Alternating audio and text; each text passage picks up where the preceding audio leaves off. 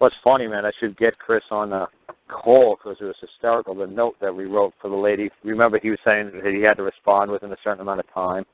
Yep. And I told him find the definition of the word response in the dictionary and ask her which version of this definition of the word respond do you wish me to respond in which manner? Do you want definition 1, 2, 3, 4? You know, so I can answer you respond in a proper manner. So, you know, because if I respond in an improper manner, you might think I'm avoiding responding to you when all I want to do is respond.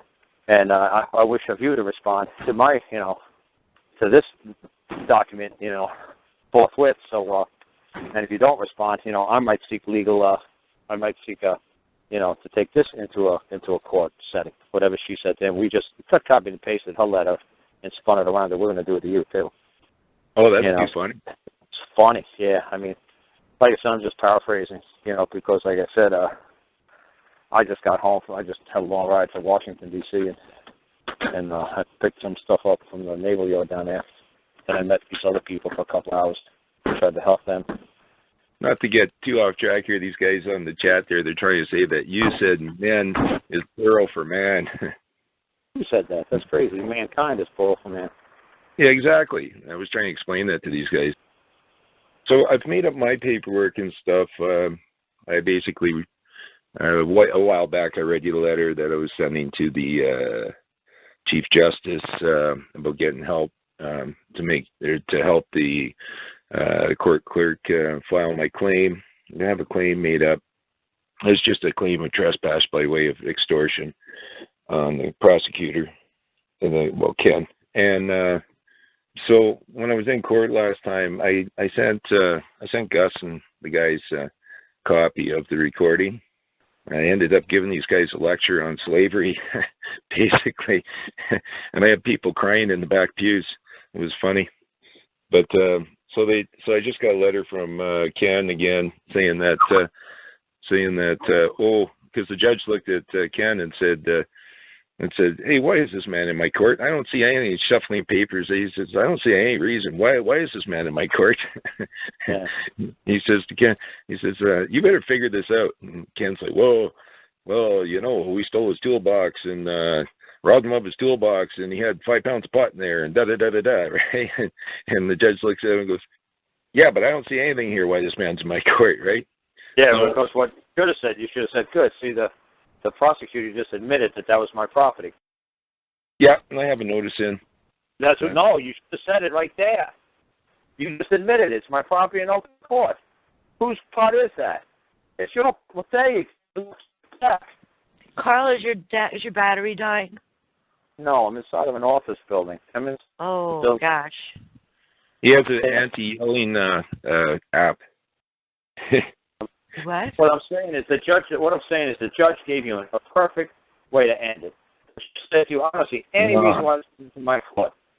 I missed it again. It was simple. I mean, the judge made it so simple. He says, I don't see any reason why this man's in my court. And he's not going to say, because prosecutor, you just admitted that you stole this man's property. He's not going to finish it up for you. You're going to have to finish it up. You're the one who's going to. The judge doesn't know if you believe your property was stolen. The judge can't make a claim for you. You have to make the claim that your property was stolen. But the judge was giving you the perfect setup. Just like happened with the birds of prey with Mr. Daly. The prosecutor gave the man the perfect setup, and the man walked right through it and got all his smuggled-in birds to Canada back. The judge flat out said, you're guilty of smuggling birds, and the fines and penalties in the court course of this. And the guy's like, fine. Now give me back my damn birds. And they were like, what? Didn't the prosecutor, didn't Canada, didn't the Canadian government just swear that those are my birds? Yeah. Didn't they just swear that they found them on me? Yes. Then whose property is it? Mine. Now give it back. And the judge said to the prosecutor, well, you know the law, return his property immediately, forthwith. And the prosecutor went nuts. He's like, they're illegal. They say, I don't give a damn. You just stood here and swore that they were his property. My job is to give a man back his property, not give him back his fucking property. And he had to give him back the damn birds. They were all smuggled in, no rabies shots, no vaccination, no paperwork, imported illegal, dangerous, endangered species, and to give them all back to the man. The judge gave you the perfect setup. You could have just mowed the guy right down. Boom. It would have been over. Said, that's right. Listen to the judge. There ain't no reason for me to be here. You're damn right that's my property.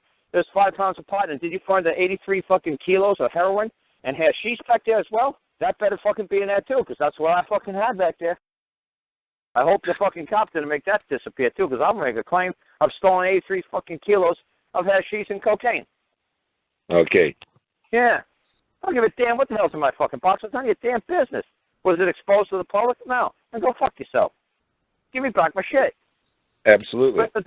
Chop, chop, chop. The judge was giving me the perfect setup line. You just had to follow it too. That's that's twice I did that. Dude, it's so simple. It's scary. He set it up. He said, I don't see any reason why for this man to be here. He didn't say for this defendant to be. He said for this man to be here. Well, Ken sent me a letter here just recently. He's canvassing me for a date for a preliminary hearing. Yeah, well, then you send him a fucking bill and say, look, this is my traveling expenses and court costs. You know, give me a, what do they call it, stipend? Give me a stipend and I'll be more than glad to attend your hearing again, because it's not my hearing, it's your hearing. Why don't you get him to define just who the hell's hearing this is, if it's yours or it's his? And I guarantee he's going to tell you it's your fucking hearing. It's Al King's hearing. This is my hearing. I don't remember ever making a claim or a wish for a hearing. I think you were the ones who've been doing it. I think this is your hearing. Well, and remember that time I called the judge by his first name back in provincial court last year? Well, so what he's saying is, he's saying in his letter, he says, well, I'm canvassing you for a date for a preliminary hearing. According to the transcripts, that Eugene Creighton did plea on your behalf, right? And he already has a notice that any man pleads on my behalf, they assume all of and for. And so I was going to send Eugene a letter saying, hey, Ken claims that you did plea on my behalf. Who asked to plea on your behalf? Eugene Creighton, the judge, provincial judge. Okay. Did you send him your traveling expense bill? No. Why not? You told him anybody who went to the plea on my behalf is going to bear the liability of that plea, right? Of doing such an act. I just got the letter. Oh, no, okay, I thought you said a while back, you said if anybody, then you put the letter in there a while back saying if anybody enters a plea on my behalf, they're going to bear liability for that act. I did, and then I just got the letter with Ken stating that, apparently Eugene Creighton plead on your behalf. So I just got that letter, so I was just about to answer it. Okay, and like I said, when the judge entered a plea of the defendant on your behalf, have you been sending like monthly billing statements, like how much this has been costing you over the months by doing such an act? I just got the letter. No, I didn't say that. When did you put it into the court that if anybody puts a plea on my behalf before this court, they're going to bear liability? When did you do that? I did that last year, and I did that again when I went to Queen's Bench. Why haven't you been sending a bill every month? Because they've been trying to get me the plea all this time. Okay, so they entered a plea on your behalf a year ago, right?